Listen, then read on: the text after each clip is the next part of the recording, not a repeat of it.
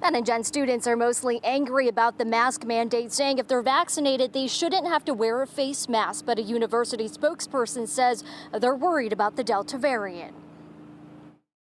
This petition so far has gained hundreds of signatures with a goal to reach 1,000.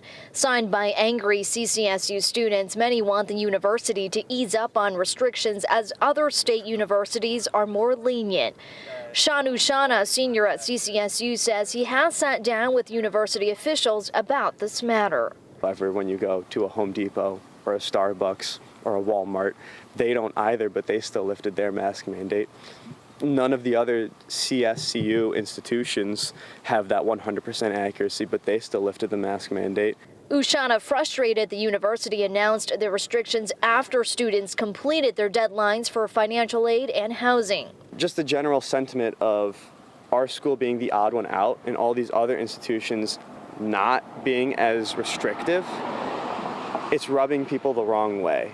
And the fact that they waited so close to the start of the semester in order to announce this is also rubbing people the wrong way. But Dr. John Tolley with the university says the mask mandate is because the school has no way to tell who is actually vaccinated or not. One of the things the mask mandate allows us to do is to be sure that everyone, vaccinated and unvaccinated, are keeping each other safe.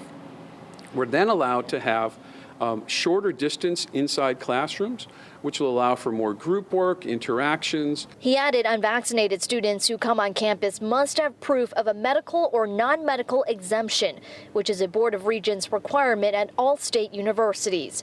Testing is also required for vaccinated and unvaccinated students, something students are not happy about. The problem is that the Delta variant is not more deadly, it's more transmissible. You're saying you're trying to protect, if you're saying that you're trying to protect the students, you have to look at how deadly this virus is to people in my age range, age 18 to 22. Dr. Tolley emphasizing it is all about safety.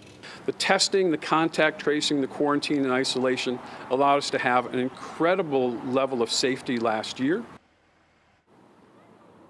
The university spokesperson told me they are moving forward with their policies and what will not change their mind. The students telling me in response to this, they are planning protests at the state capitol or on campus. I'm live in New Britain. Carmen Chow, Fox 61 News.